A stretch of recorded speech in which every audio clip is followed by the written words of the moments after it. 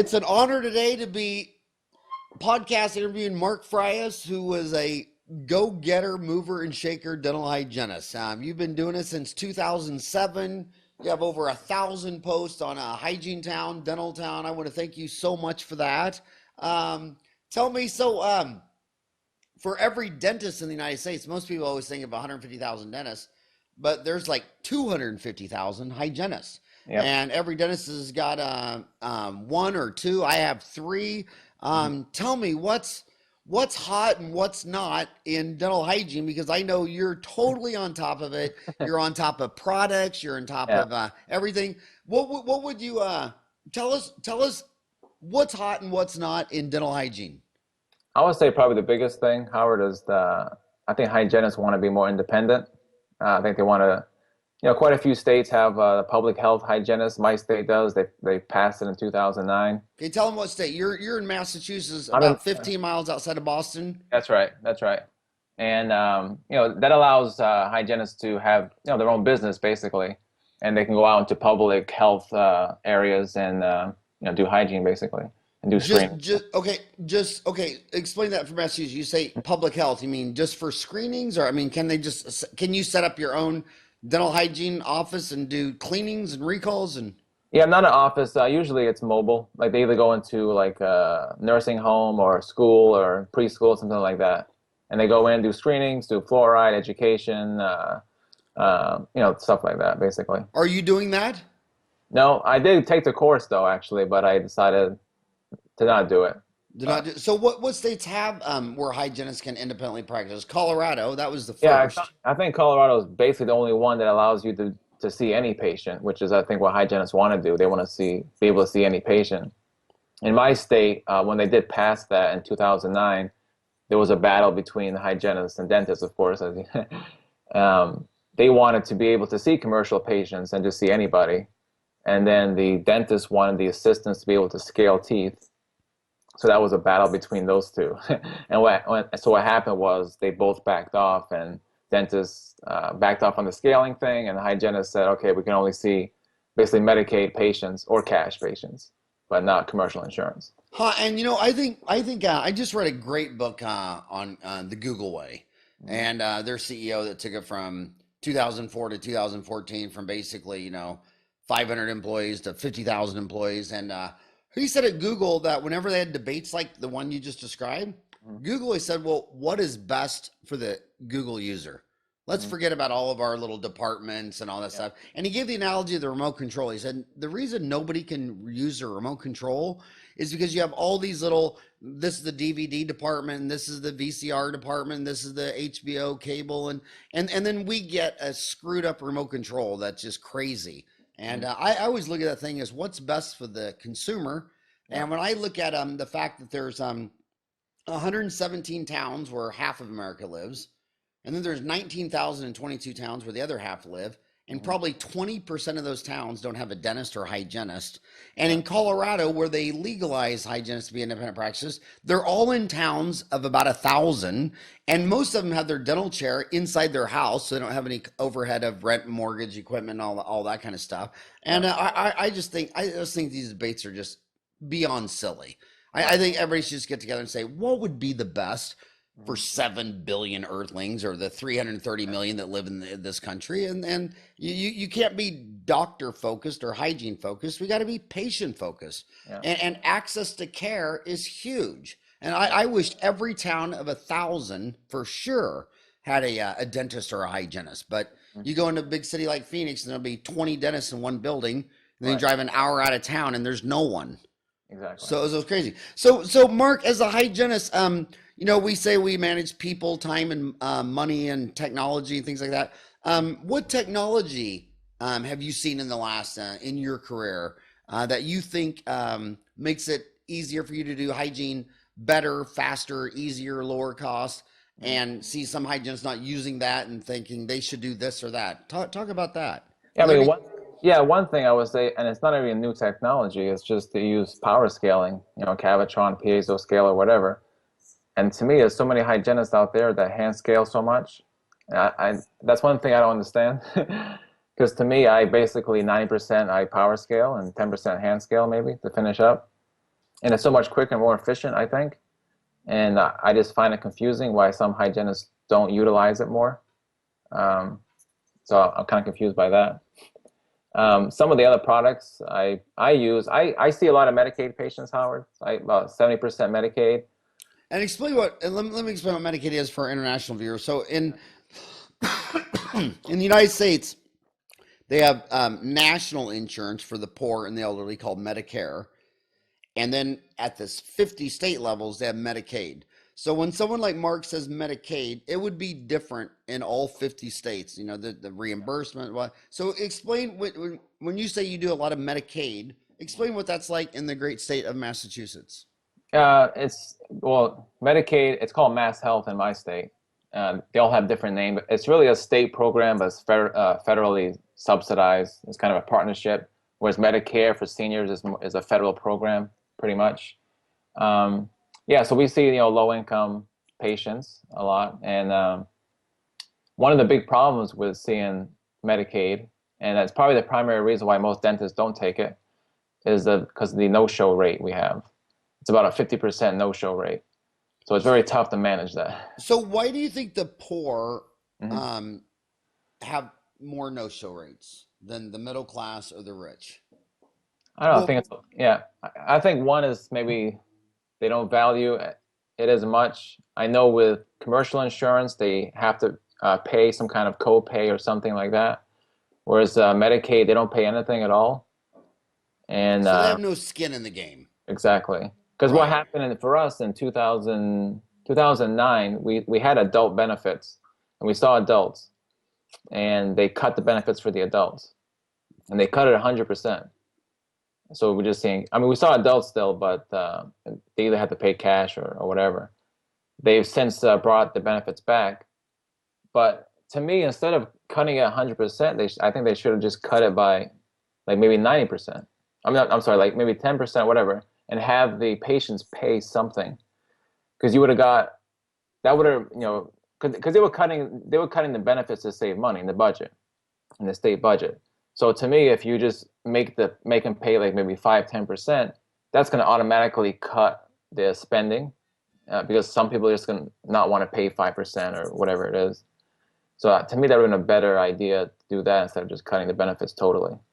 Uh, And that is one thing, you know, you think of liberals mhm, are a lot of times associated with the poor and conservatives are more the rich. And mhm, that is one economic lesson that I wish everybody would realize that if a person isn't paying something and has no skin in the game, free mhm, distorts the incentive. yeah, Like if you hand out government cheese and you know a brick that should be $10, mhm, if you charge free, God, people will just get it and use it as a doorstop or dog food or go home and get in cheese fights. But if yeah, you just say you got to pay $1 for something worth 10, now they start treating it like, you know, they start making better decisions. But free is yeah, almost never a good idea. yeah, And I think a lot of countries around the world with socialized universal health care, you mhm, know, just not having any co-payment at all, it just really distorts utilization, mhm, no shows, yeah. etc.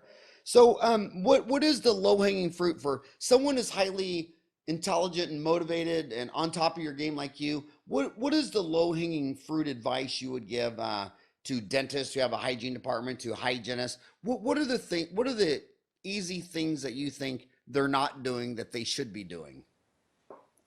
Mm, I would say I would say in some cases, dentists maybe don't let their hygienist pretty much manage perio, like in a sense. I know some dentists micromanage their hygienists, and I understand the legal aspects of it. You know, we can't technically diagnose and all that kind of stuff. Yeah, but do you know any hygienists in jail today for diagnosing or reading an X-ray? I think it's zero. Yeah, so I think that goes Yeah. back to the old ancient. We're a social animal, and if we all didn't nod to the 400-pound gorilla and all work together, Mhm. lions couldn't pull down a cheetah, Yeah. monkeys and apes wouldn't have survived. Mhm. And it's just counterintuitive to our biology to Mhm. delegate and release and quit trying to control everybody around us. And my gosh, there's nothing that the biggest low hanging fruit I see for hygienists. I mean, I've been in 1,000 dental offices where the hygienist doesn't say anything, and then the dentist goes in there for a 5-minute check and puts a mirror in there, and there's a bombed out tooth, and has to start from scratch. And in the most successful practices, the hygienist would have taken a PA and a bite wing, would have diagnosed and said, now, this tooth, needs a root canal and a crown, or if you extract it, it'll need an implant, but you're not going to place the implant right away. We need to be a bone graft. And has a whole hour to explain all this stuff. Yeah. And in the super successful offices, they look at their hygienists like you and say, oh my God, you could do so much for me, and let you go. Yeah. Kind of like the most rocking hot bands of the 70s were the ones who got backup singers and let them rip. Right. And then all the other bands said, well, no, I'm not going to do that. She's competing with me. And then when they would go to tape, in fact, there's a movie about it, just called 10 Feet from Stardom. And they'd say, you're singing too loud and you didn't follow the sheet music. And these bands went nowhere. And having your hygienist be like the backup singer for Mick Jagger, the Rolling Stones, or David Bowie, or any of the great ones who just let him rip. My hygienist, when I walk into the room, I don't have to explain anything. Yeah, because what I do personally, Howard, because I work out of 8 chairs, because I see a lot of pedo and adults, so I hop around quite a bit. Because because of the no show rate, we overbook, and sometimes it gets crazy, and so I'm not there all the time when the dentist comes for the exam. I'm all over the place. So what I do is I'll just write down stuff. Like I'll write down occlusal on 3, blah, blah, blah, whatever. Just because, they're trying to go fast too, because it's a pretty high paced situation. So, they're in the mouth, whatever, 3 minutes, 5 minutes, and I'm in there for a while. So, and I see stuff. I wear loops. I wear 4.5 loops so I can see. 4.5. I do. Now I don't want to embarrass you, Mark, but I want to ask you, how old are you? I'm 52. How old are you? 42. Okay, 42. So I see when I go into practices, it looks like the hygienists and dentists under 30, they never have loops on. Yeah. Is this, and their comeback is, well, Mark, you're 42, and Howard, he's got 1 foot in the grave. He's 52. Of course, you guys in your 40s, 50 wear loops, but do you think they should be wearing loops in hygiene school? Do you think if I just graduated from hygiene school and I'm 25 years old, do you think I should be wearing magnification? Absolutely. I think some hygienists some hygiene schools actually mandate it now, and some dental schools I think do too. They started us off with 2.5, which to me was okay. I didn't have a headlight at the time. To me, having a headlight makes a huge difference. Name brands. What are you using? What headlights? I have a cheap pair of Medlight loops. They're very cheap, but they work pretty well. They flip up. I use Medlight. L-I-G-H-T or L-I-T-E? L-E-D-L-I-T-E. Okay, lead light. LED. Med. Oh, M-E-D. M-E-D, yeah. L-I-T-E. Okay, Med light. And I use Luminedent light. I used to have the sheer vision light, the Infinity, which is nice, bright light, but it had the flickering problem with a wire and all that. So I switched over to Luminedent, and I have 2 of those. I have backup loops. I have, just in case, because I want my loops. So we started with 2.5 in school, but I had the overhead light. It was kind of difficult to use. And then after hygiene school, I put it away, and I used the overhead light and no loops. And then one day I bought cheap headlights, a cheap headlight, and it was pretty good. So I pulled out my old sheer vision 2.5s. I bought the Infinity light, put it together, and to me it was like I could see for the first time. So it's nice having. And then I just jumped to 4.5. I was thinking 3.5, but I said I'm just going to jump to 4.5 and go for it. And I got used to it pretty quick. So, but I think that's max for hygienists. For hygienists probably 3.5 for most people, but I like seeing, so really yeah, close. I jumped to 4.5 too, and I make everybody in my office, the assistants and the hygienists, everybody has to wear magnification, because you wouldn't do dentistry blind. Yeah. And telescopes can see those planets a lot better. To me it's a no-brainer. So tell us your background with Isolite. Yeah, so basically I started in 2008. I worked for Cool Smiles, Howard, and there's a lot of stories about Cool Smiles. We can get into that if you want. But the first place I worked in Boston, in Roxbury. That was the first Cool Smiles I worked in. I'm in Brockton now. But we had 10 chairs in that office. So I was really hopping around over there. And I found the Isolite on DentalTown, on the forums. And of course, they're talking good things about it. But that was during hygiene school, and there's no way I could afford it, and there's no way the school would let me install it. It was a big deal to do anything in school.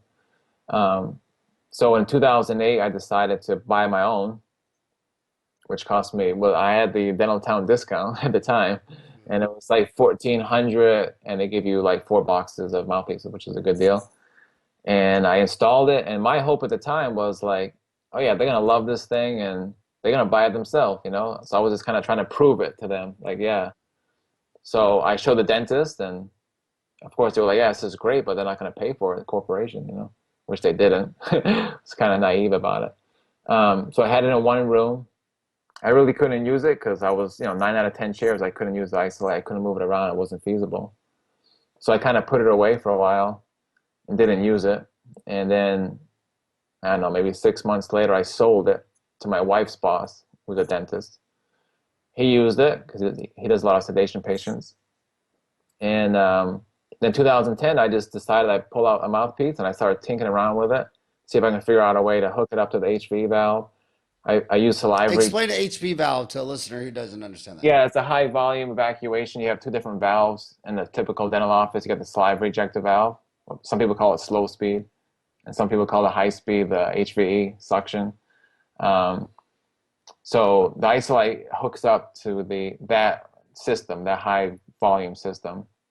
With the Isolite, you have to disconnect that and install it.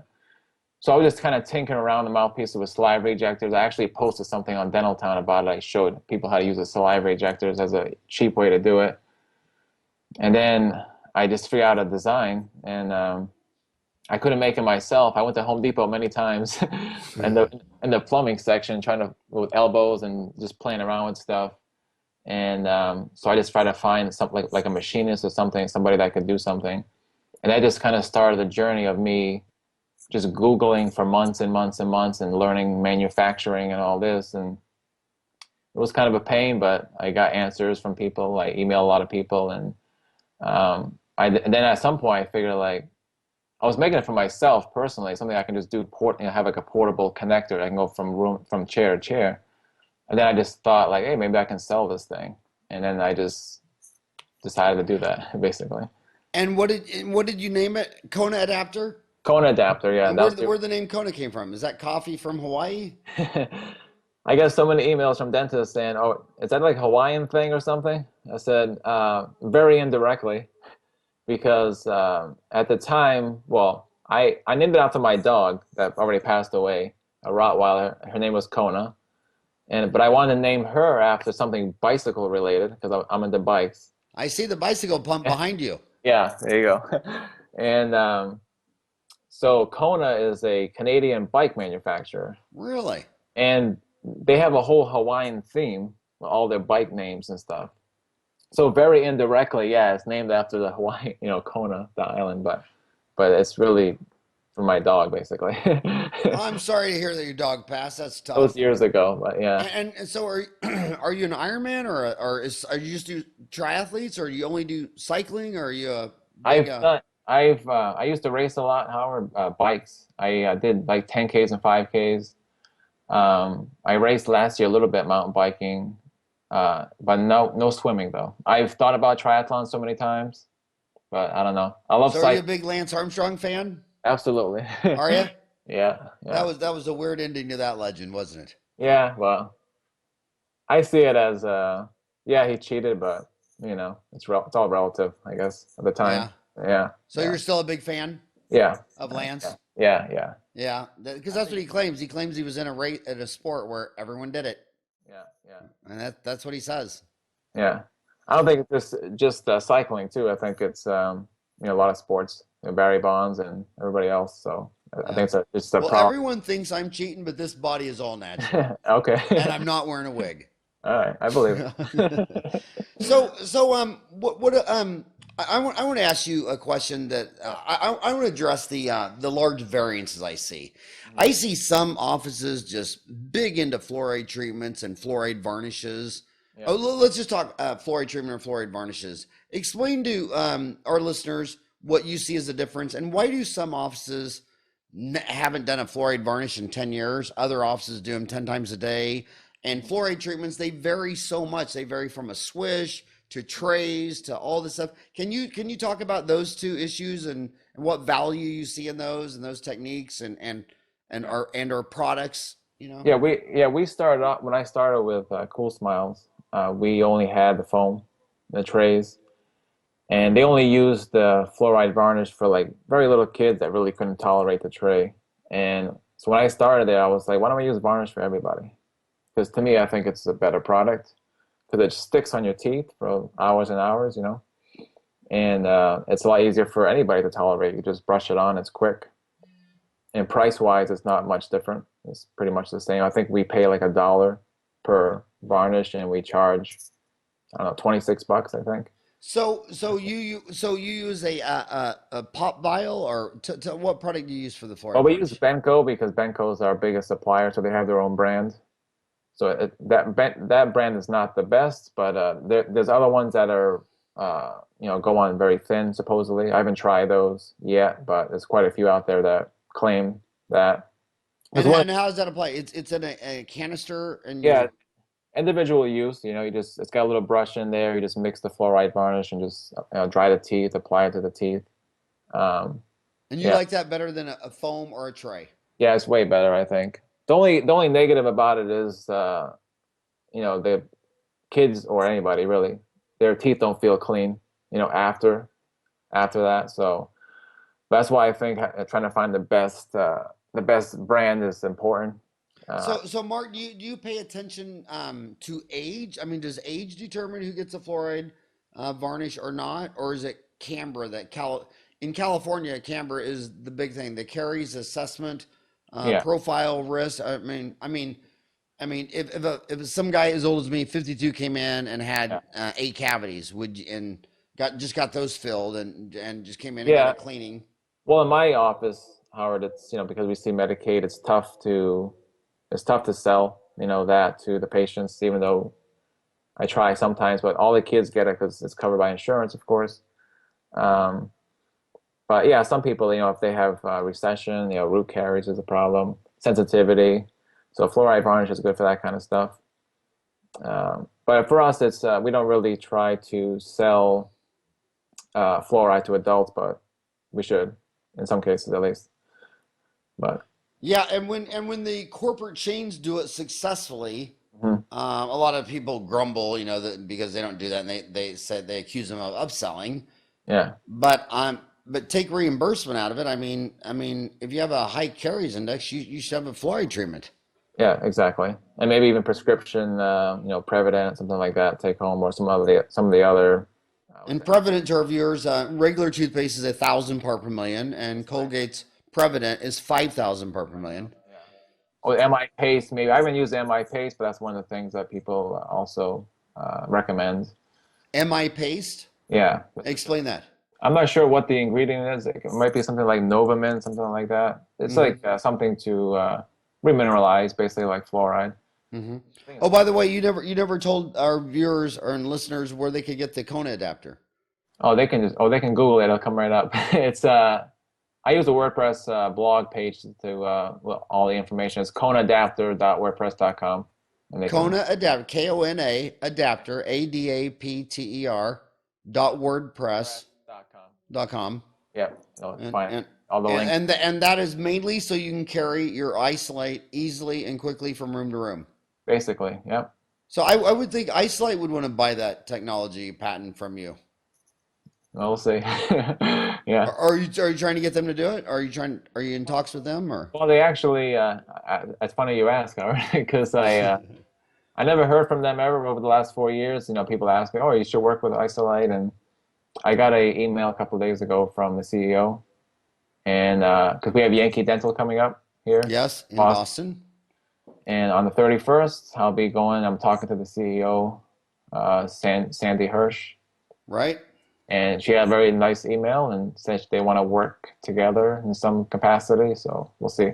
I'm not She's sure an what. outstanding lady. I, I, Yeah, I love the whole team. And Yankee has moved from it used to be in the downtown convention center, and now it's moved out towards the ocean. yeah, it's towards the water. They have a new convention center there.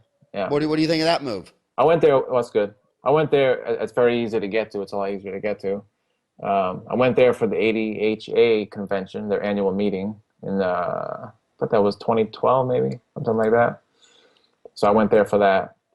Not as crowded as Yankee, but Yeah. yeah. But it And, was it's and nice. then they got the for the tourists out there. What is that? Independence Walk or Independence Avenue the walk or Yeah, what is there's a historic trail you can. what's that called? Oh, I forgot. It's I haven't done it. phenomenal. Yeah, I haven't done it, Howard. So I don't know. It's Oh, I the know. When Freedom Trail, maybe something like that. I don't know. Yeah, amazing. You have to go. And it's just like Arizona. When you go to the Grand Canyon, there's no one there from Arizona. Everybody there is from Japan and Germany. And half my friends that I know here that have born and raised in Arizona have never gone to Grand Canyon, but it's a must. Plymouth Rock is not as big as you'd think it was. No, Describe to the viewers how big Plymouth Rock is. it's non-eventful. How It's big about is it? it's I don't know. It's probably like the half the size of a Fiat, maybe if that, not even.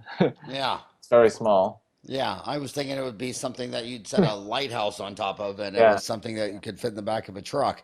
yeah. So, what else would you like to talk? Talk about selling. You say selling is not a dirty word. Mm, Why does everyone in dentistry say I didn't go to dental school 8 years yeah. to be a salesman? So why is selling not a dirty word to you? I wrote a post about that, or why hygienists should embrace selling, and I try to explain very clearly in the beginning that there's a big difference between ethical and unethical selling. Selling is not inherently bad. Selling is just persuading or convincing people to do things or to make a choice, basically. So that choice could be a good thing, like in the case of a hygienist, you're trying to convince somebody to go through perio treatment, right? Or it could be a negative thing. You can be trying to rip somebody off, like whatever. I don't want to. I don't know. It's like I'm not a big fan of arresting. If there's some places out there that place arrested in 50 sites, it's whatever. It's very expensive, and maybe that's a little too much, or something like that. Maybe So there's there's arrested and what was the other one? Perio chip? perio chip. Is Atrodox, I think, is the other one. Yeah. Something like. Do you use any of those regularly or? Now, I did in my first office that I worked in general practice, a small office, one dentist. We had arrested, but we used it very, very locally and, not too much, just here and there. I'm not sure how good it is, if it works well. I hear pros and cons, so I'm not sure, but But back to selling, what I do you got, think? What do you think a hygienist should be doing? I mean, my advice being a dentist is, dentist, please quit trying to be a control freak and free I, up your yeah, backup singer, your hygienist who's yeah, in there for an hour, and don't give her a script. Let her run and fly. This is his or her career. Let him yeah. go. Yeah, well, the three things that hygienists do, all right, is we do perio, we do prevention, we do education. That's what we has drilled in our head in hygiene school. So we should be the ones that kind of maybe manage those things. And since the hygienist sees the patient the most for the longest time, the hygienist should be, first of all, looking for things for the dentist to help the dentist find things, decay or whatever. And it should also be, maybe setting up the dentist if the patient maybe was, I don't know, say you talked about getting implants or something 6 months ago, just talk about that again and try to maybe convince the person to do it, whatever. But they should also be able to educate the patient on things that the dentist does or the office manager does. If it's, care credit or something like that, you kind of setting up the office manager to help process that, the application or whatever. So for me, the hygienist is in the perfect place to kind of launch for everybody, to get it started, I guess.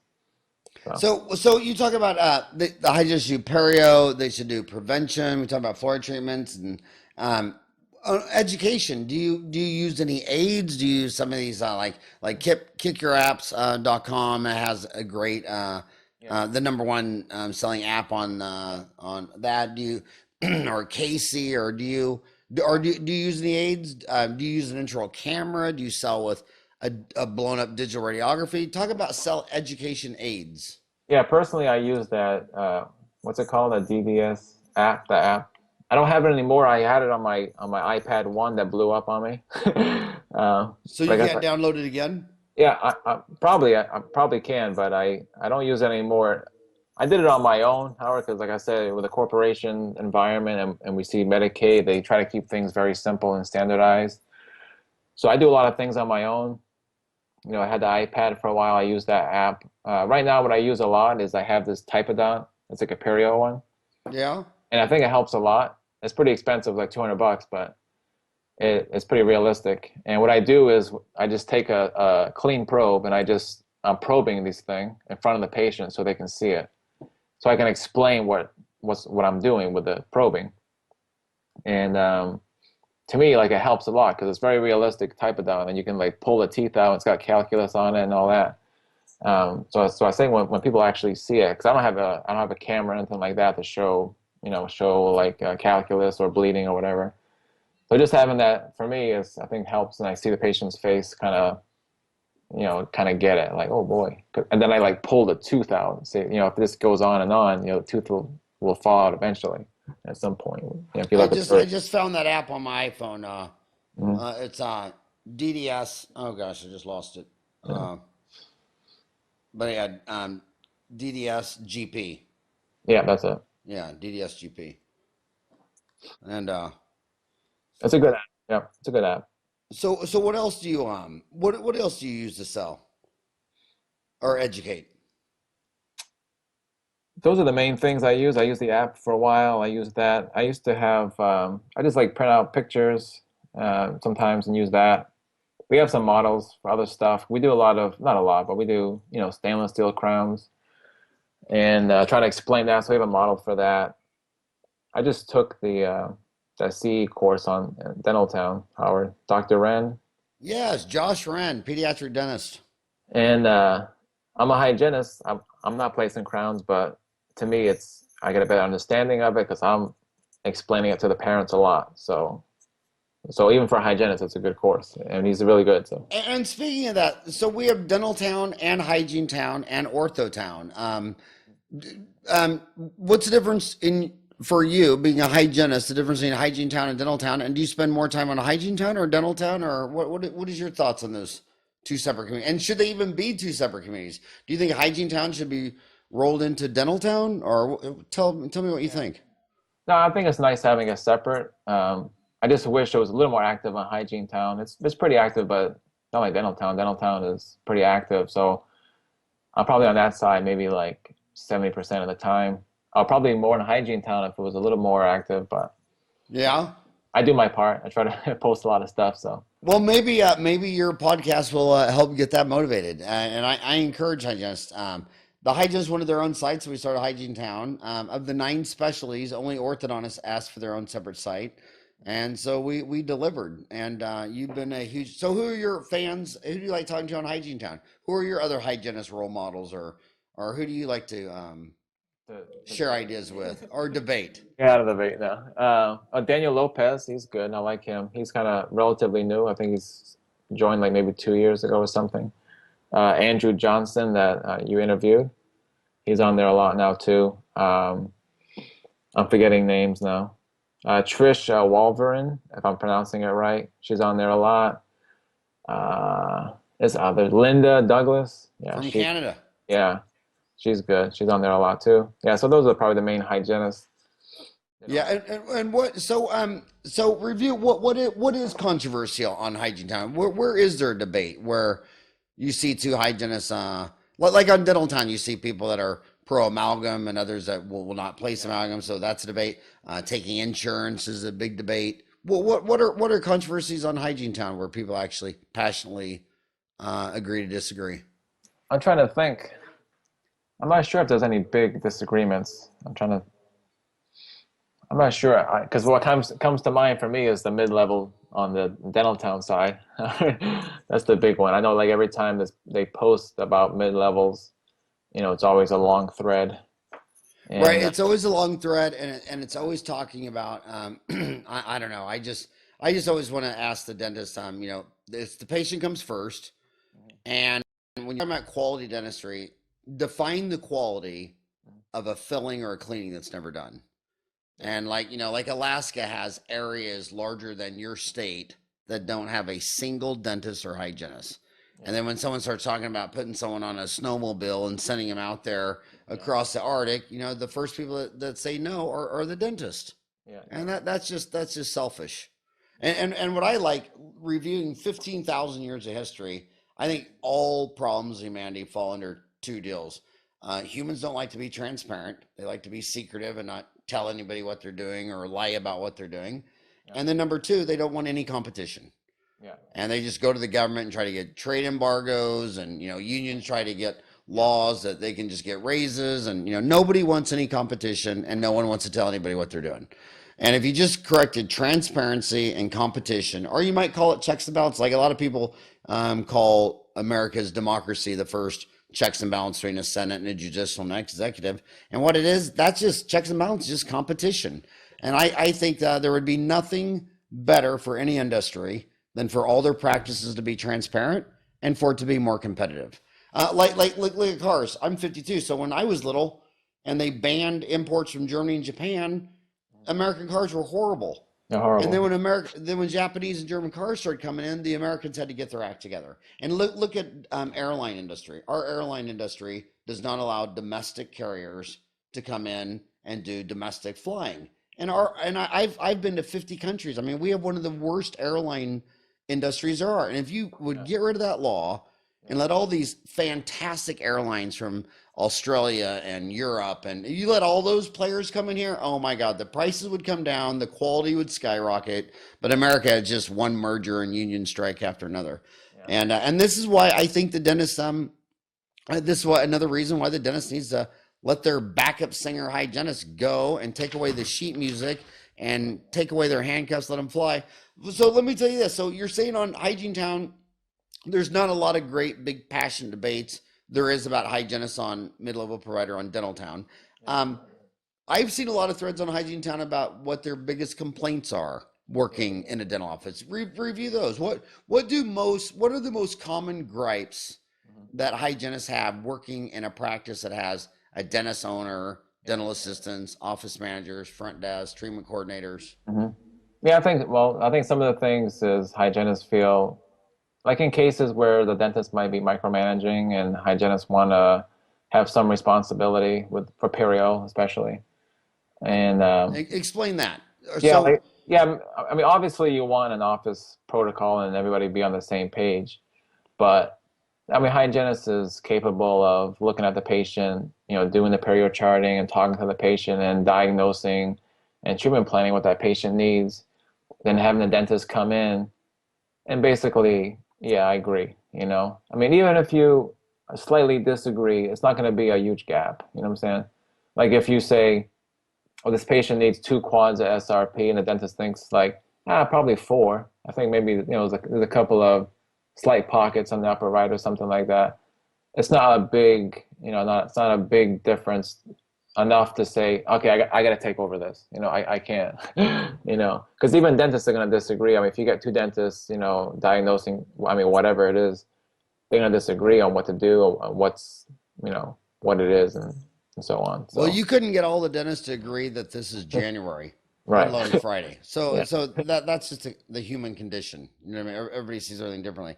I have 3 amazing hygienists, and the new one has been with me like 8 years, and all the other ones longer than that. And we agree on everything. I mean, it's kind of like when you watch a basketball game and that player passes the ball right up by the hoop, and the other guy knows it's coming, and is already in the air, and it's a slam dunk. I think in America, we diagnose 100 cavities and only drill, fill, and build 38. Yet all they talk about is how to do these 38 fillings. And nobody talks about the 62 that weren't done. And then you tell me you're a quality dentist when 2 out of 3 cavities, you don't even remove the decay. Right. And if you want to increase the close rate, it's pretty nice when the hygienist can spend all that a whole appointment talking about it.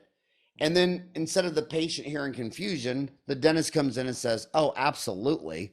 It's kind of like, my joke is like, the dentist will come in and sit down, the hygienist will say, well, I got a stick on number 3. So the dentist has to pick up a sharp explorer and, you know, like, stick, and the patient's like, ah. And the hygienist says, don't blow air on the canine, it's very sensitive. So he's like, really? And picks up the deal and blows air on it. And the patient's like, ah. And the hygienist says, don't tap on this canine, it's very sensitive percussion. Really?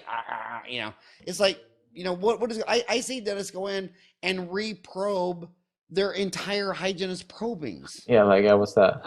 Do you think your hygienist is a sociopath? Says you got to stick on three. I mean, if your hygienist says you got to stick on three, you should be able to take a mirror and look at it and confirm it or not. If you literally have to pick up an Explorer and start digging around in the occlusal again, you're crazy, or your hygienist is a lying sociopath, and you should find one that doesn't lie.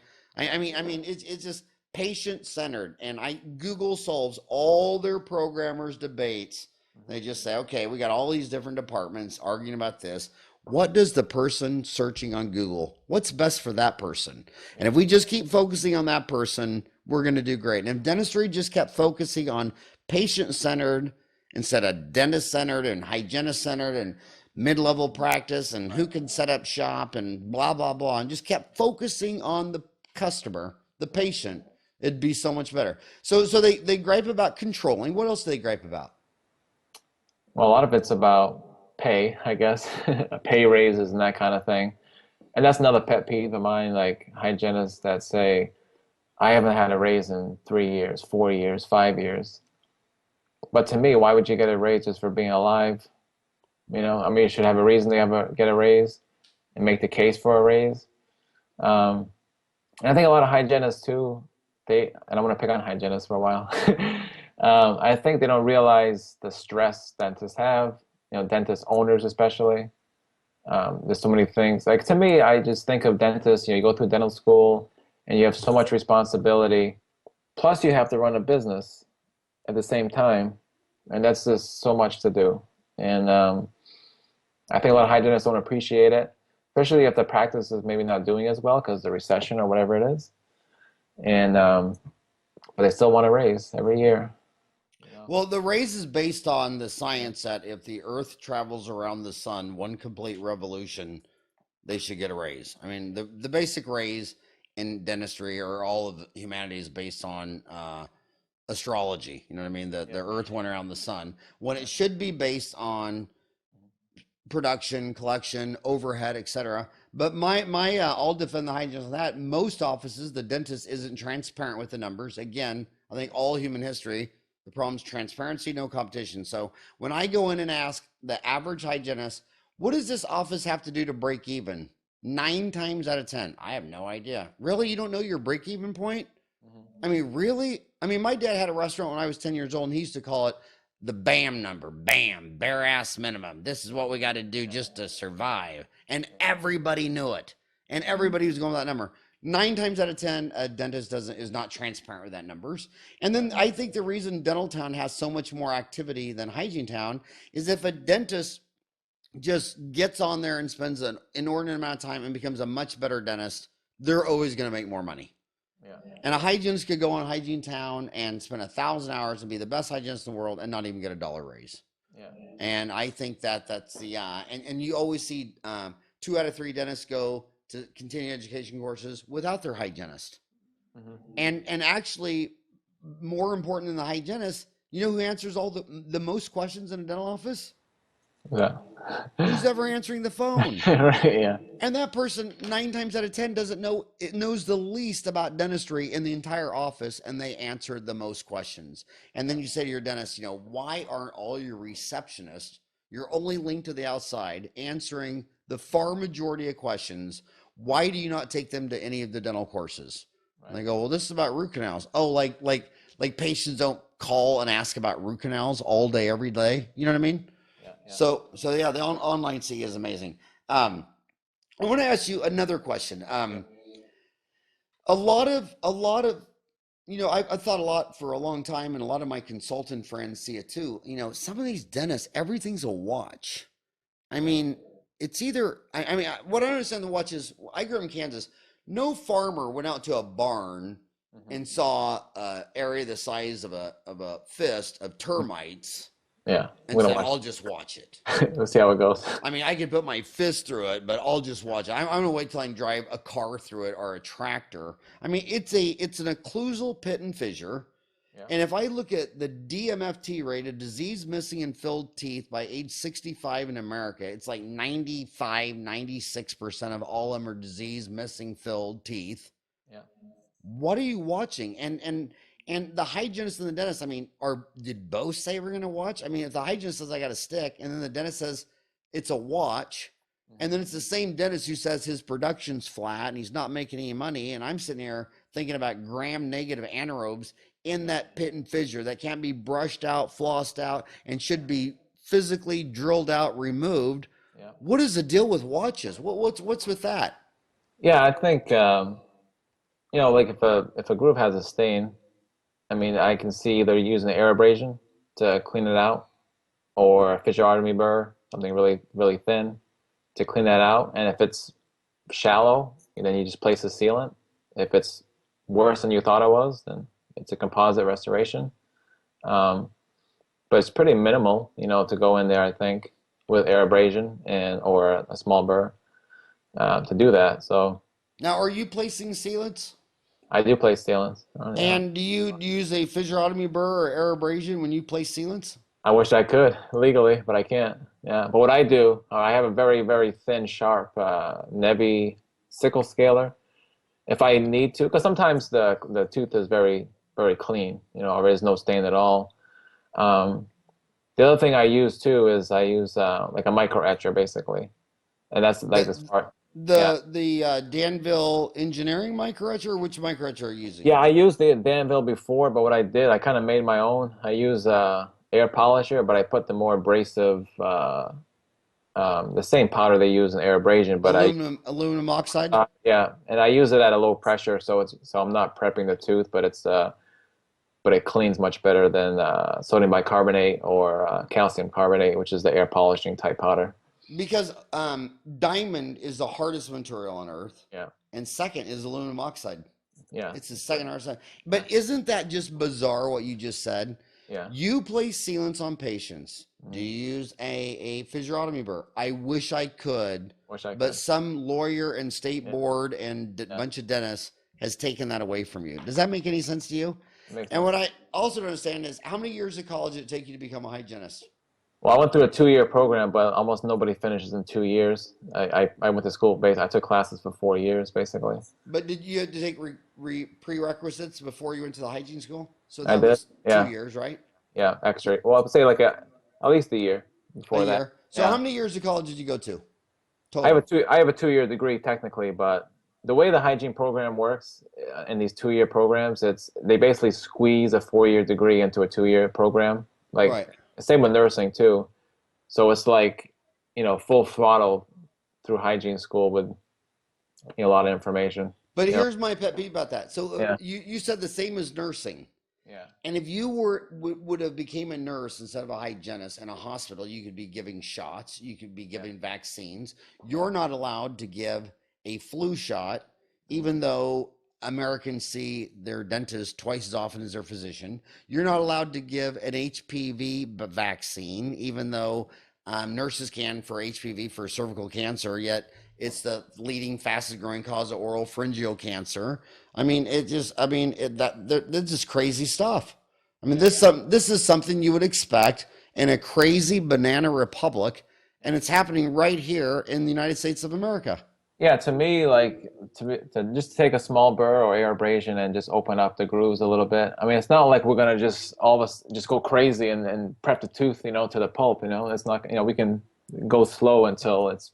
I mean, if it's getting deeper and deeper, we can say, okay, well, I'm gonna have a dentist. But in other states, dental assistants are allowed to do fillings. Right, exactly. I mean, expanded duty assistant, and then here's you, a registered dental licensed hygienist. They can't do it. Crazy. Well, Crazy. same thing with hygienists too, though. Howard, like they have their turf too. Like a lot of, I know in Kansas is the only state that I know of where the assistants can scale coronally if they have training or whatever.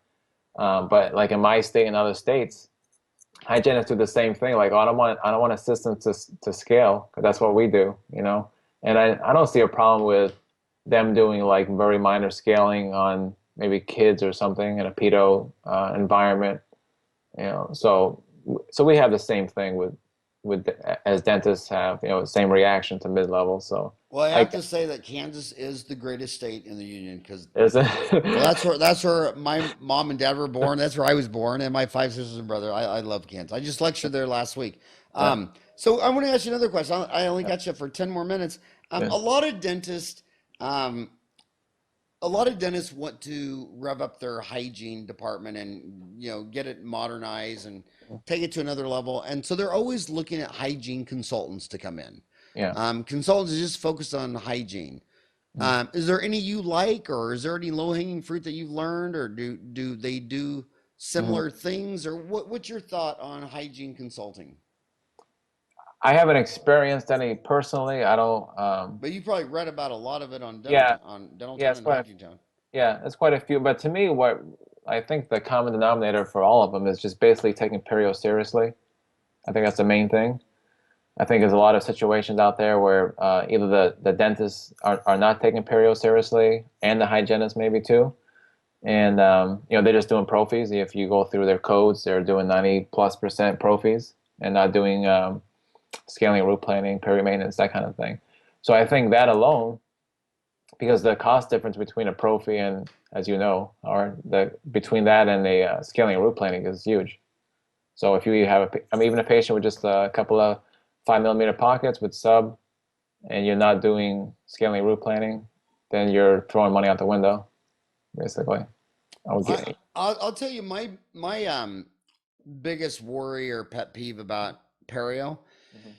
is if you have a bacterial infection below the belt, an STD, gonorrhea, syphilis, chlamydia, or whatever, you could never go to your family physician every 6 months and just still have gonorrhea and just keep getting another shot of penicillin. The physician would say, can you bring in the person you're sleeping with? I Yeah, think you're giving it back and forth.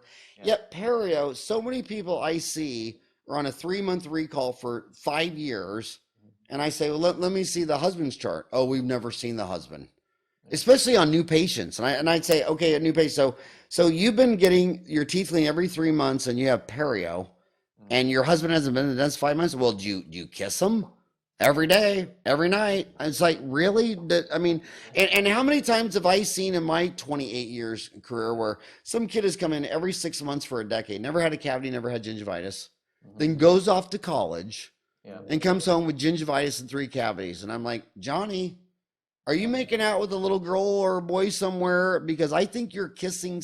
I think you're trading bacteria yeah, with some. And then I've seen it with older patients where, I mean, I saw this. I've had this conversation a dozen times where you see them every 6 months for a decade, and everything's fine. All of a sudden, they got three cavities and gum disease. And I say, are you making out with a new partner? And they go, well, yes, I am. I said, I'm pretty sure this person has a lot of cavities and gum disease. And then you get that guy in, and he's got three bombed out wisdom teeth, a mhm, lingual bar of calculus, and 10 cavities. right, And the planet doesn't realize mhm, that. I mean, what is the difference between below the navel and above the navel? Why yeah, do dentists, hygienists, and patients have a different understanding mhm, of gonorrhea to AIDS below the belt, but right. not anything kissing? When we have two very famous people now with oral pharyngeal cancer that went public. One was a famous movie star. What was his name that got oral pharyngeal cancer?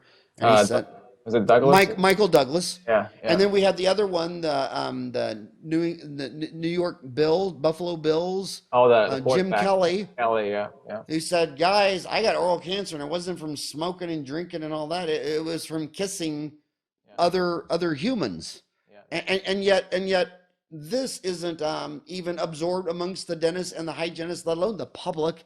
And my hands are tied. I can't have a conversation with mom saying, well, you would give a girl a HPV vaccine because you wouldn't want her to get cervical or uterine cancer, yeah, and I don't want her to get oral cancer. Has your daughter been vaccinated? If not, can we vaccinate her or your son today? yeah, I mean, that's not happening. I mean, it's so I hate to say, it's just crude to say if anything good came out of AIDS, because how could something good come out of that large of a human tragedy? And to see more of that, watch my favorite HBO special, how the band played on the story of the discovery of AIDS. But if one thing good did come out of AIDS, it's that the whole planet knows mhm, that below the belt, you can kill each other with a virus. Yeah. And now they've got to take that knowledge upstairs and say, yeah, you can die from kissing someone. Yeah. And I can't treat you for periodontal disease and cavities if you're making out every night with someone that's got periodontal disease and cavities. So talk about that. What do you think about what I just said there? Yeah, it's a good point, Howard. I mean, for some reason, I don't know what it is that people see the mouth as some kind of special spot in the body that they don't they don't treat the same, you know? And that might be from our religious roots of civilization, where below the belt was bad and naughty. Thou Yeah. shalt not commit adultery. Thou shalt not covet thy neighbor's wife. And kissing is more just not that bad. I think it might be the religious taboos or Yeah. whatever.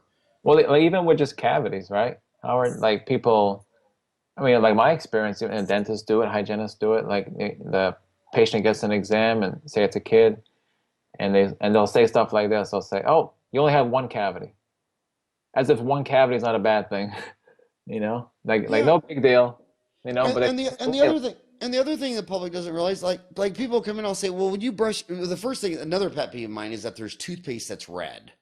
How could they sell red toothpaste to mask the blood showing up in the white toothpaste or spitting in the white sink? They got to see that they're spitting up blood. Yeah. And then when they come in, you say, well, when you brush your teeth, is it a white toothpaste or is it a red toothpaste? White. Well, when you spit out, do you see blood? Yeah. How long have you seen blood? It's always like that. Well, if your hand was bleeding every day, would you not realize in fact, and your gum areas, when you have gingivitis or periodontal disease, all that gingival tissue is about the same surface area as the palm. Yeah. Well, if your palm was bleeding Yeah. every time you looked at it, every day you put it down, there's blood, would you not have seen someone? And would you have not thought a bacterial infection? And would you have not got treatment? Why, and this is what the biggest thing in dentistry, this is what we need to educate all these people on. Yeah. If you're going to meet somebody and you feel the need to put a condom on below your belt, well, don't start trading spit with them. Right. Don't start kissing them. Yeah. And if any part of your body is just chronically bleeding, you need to see someone. You need to get treatment. So I'm down to 3 minutes with you. I would just want to I want your close to be this, Mark. Yeah. I just met two hygienists yesterday that came in to visit HygieneTown here in Phoenix, Arizona. Yeah. And what would you say? I want your close to be 2 minutes on what would you say to the next graduating class of dental hygienists around the world? What advice would you give them? I would say this, Howard, because I mean, for most of them, well, the vast majority are going to be part of a team, right, in the office, and they shouldn't see themselves as just followers. And that's one of the notes I had on here to talk about being a follower. Followership is not a bad thing. It's one thing that I learned about in basic training in the Air Force. That's the first thing we learned about. And it's not just taking direct orders. That's not what it is. It's just basically being a good team member.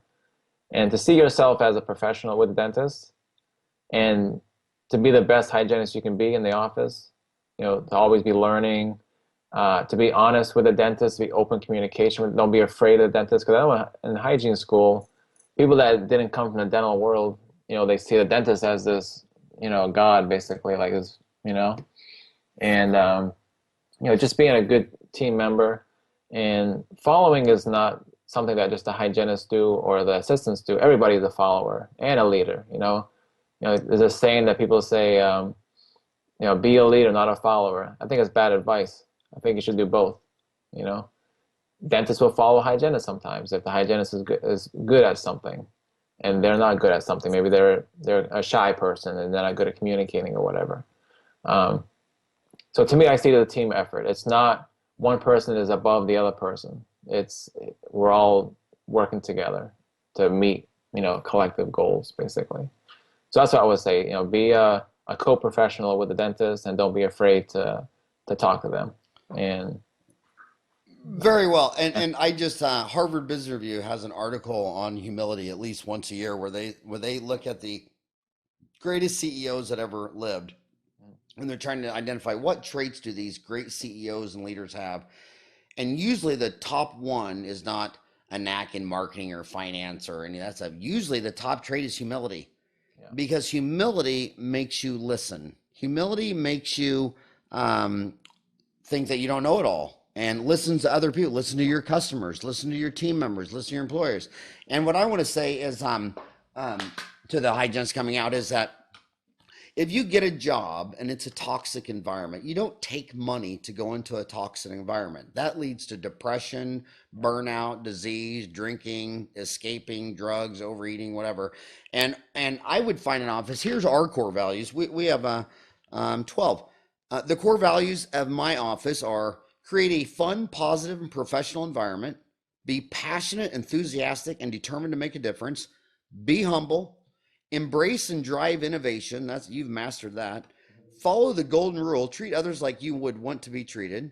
Mistakes will be made. Be accepting or accountable and move forward. Never stop learning. Be honest and respectful. Integrity is everything. Balance life and work and be fully present in both. Strive to make everyone feel safe and valued and important. Be remarkably helpful. Create opportunities to make our customers feel special. And if I could give any advice to the new graduating class and all the hygienists out there, is if you're not in a fun environment where you feel safe and the dentist is your helping you grow professionally and listens to you, and I mean it's kind of like a lover. I mean, if your lover is toxic and you're afraid of that person and you don't feel safe and you're walking on eggshells and you're just doing your time, that's a bad idea. Go find a place that you want to go to work and work with people that you want to work with. The people where you can share a crazy idea and someone can say, I don't know about that, but you feel safe to share. And just go out and have fun, because if you're driving to work and you realize that dentists are like a fireman. Firemen put out fires, police catch bad guys, and we have donated our entire career to killing gram-negative anaerobes, finding them, killing them, exterminating them. And if that's not fun for you to do, then you're probably not working at the right place. Go find a better place, because I know a ton of dentists who just go in every day and have a blast. And I know you're so a busy man, Mark Frias. Thank you so much for spending an hour with me in my podcast. And I'm going to push this out to every dentist and hygienist I know around the world. Well, thank you for having me, Howard. It's great. It was fun. All right, buddy. Have a good day. You too. Bye-bye.